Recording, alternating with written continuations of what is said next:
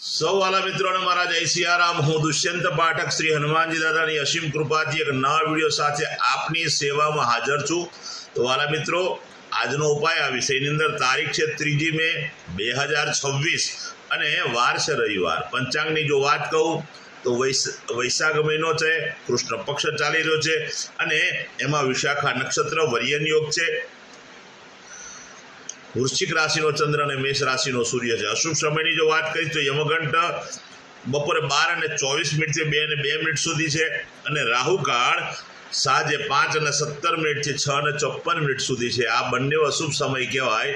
અશુભ સમયની અંદર કોઈ પણ પ્રકારનું શુભ કાર્ય અને શુભ યાત્રા ન થાય।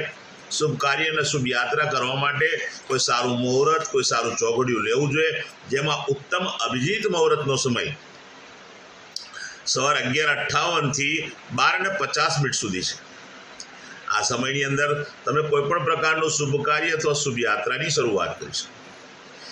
વાત કરીશું આજના ઉપાયની। તો આજના ઉપાયમાં વહેલી સવારે તમારે સ્નાન કરવા બેસવાનું છે અને સ્નાન કરવા બેસો ત્યારે તમારે 50 ગ્રામ જેટલું દૂધ લેવાનું, એમાં 2 ચમચી જેટલી હળદર નાખી અને એની પેસ્ટ બનાવવાની।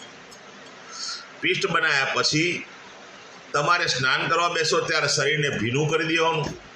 શરીર ભીનું થઈ ગયા પછી પેલી પેસ્ટ આખા શરીર પર તમારે લેપ કરી દેવાની છે, લગાડી દેવાની છે। ત્યાર પછી લેપ લાગી ગયા પછી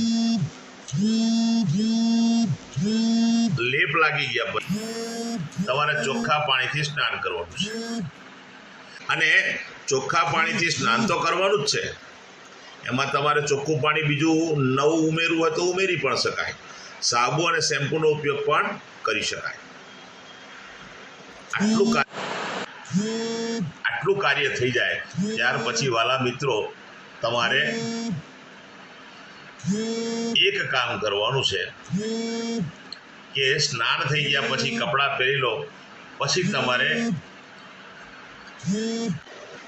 ચોખ્ખા ઘીનું તિલક કપાળમાં અને નાભી પર કરવાનું છે। બરાબર સમજી લેજો। ચોખ્ખા ઘીનું તિલક કપાળમાં અને નાભી પર કરવાનું છે। આટલું કાર્ય થઈ જાય ત્યાર પછી સીધું સંધ્યા કાળે પશ્ચિમ દિશા તરફનું મુખ રાખી શ્રી હનુમાનજી દાદાને એક હનુમાન ચાલીસા અને કાગભૂષણની રામાયણજીનો પાઠ અર્પણ કરવાનો અને રાત્રે સૂતા પહેલા પોતાની પથારીમાં બેસી પલાઠી વાળી ઓમ કૃષ્ણાય વાસુદેવાય હરે પરમાત્મને પ્रणतक्लेश नाशाय गोविंदाय नमो नमઃ આ મંત્ર યથાશક્તિ જપવાનો। આ તો આજનો ઉપાય। આ છે આજનો ઉપાય। વાલા મિત્રો, જે મારા વાલા મિત્રોનો જન્મદિવસ 3 મે 2026 રવિવારના દિવસે છે, તે બધા જ વાલા મિત્રો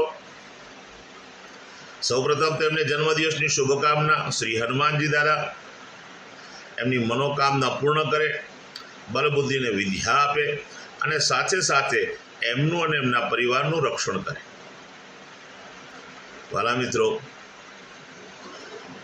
ઉપાયના ભાગરૂપે મેં કહ્યું તે પ્રમાણે સ્નાન, મેં કહ્યું તે પ્રમાણે ઘીનું તિલક કપાળ અને નાભી પર કરવાનું છે। ત્યાર પછી ગૌશાળામાં જવાનું, ગાયોની સેવા કરવાની, ગાયોને લીલું ઘાસનું દાન આપવાનું અને પોતાના ઘરે જે ભોજન બન્યું હોય તે ભોજન ગાયોને અર્પણ કરવું। ત્યાર પછી સૂર્યાસ્ત થાય તે પહેલાં ઘીમાં બનેલી મીઠાઈ કોઈ પણ તમે નાના બાળકોને, જરૂરિયાતમંદ લોકોને, મજૂરી કરતા શ્રમિકોને, વડીલોને, બધાને તમે ઘીની મીઠાઈ વહેંચી શકો। બસ માત્ર આટલો જ ઉપાય કરવાનો, પછી આખું વર્ષ આનંદ સહિત પસાર થશે। વિશેષ ઉપાય કરવાની ઈચ્છા હોય તો કોઈ પણ દેવ મંદિરમાં જઈને ઘીનું દાન કરજો।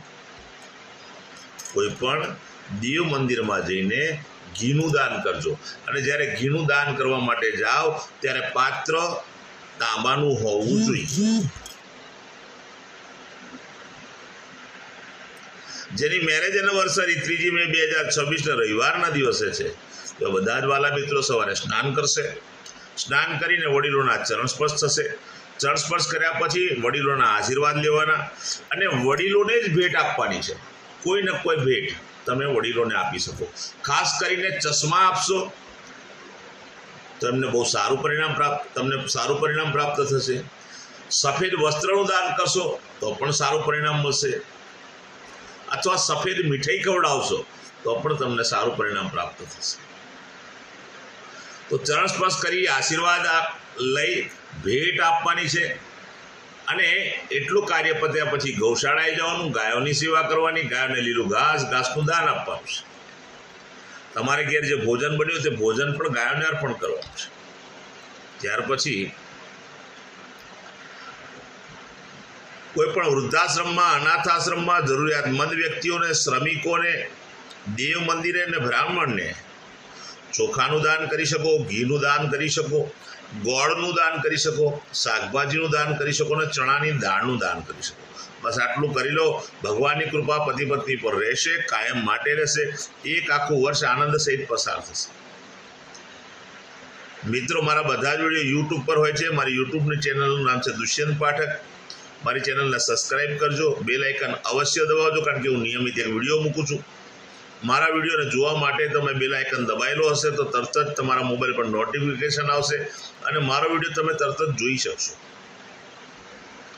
બીજું ખાસ મારું ઇન્સ્ટાગ્રામ, ફેસબુકનું પેજ, એનું નામ પણ દુષ્યંત પાઠક છે. મારા પેજને ફોલો કરજો, લાઈક કરજો અને બધા વિડીયોને મારા શેર કરજો. હું નિયમિત એક વાત કહું છું કે મારા વિડીયો જોવાથી કે ઉપાય કરવાથી 24-48 કલાકમાં પરિણામ નહીં આવે. આ કોઈ જાદુગરીની વાત નથી, સમાજને છેતરવાની વાત નથી. તમારે તમારી મહેનતથી જ, નિયમિત ઉપાય કરવાથી જ ગ્રહો બેલેન્સ થશે અને તમારા જીવનમાંથી સંઘર્ષ ઓછો થશે. જય સિયારામ.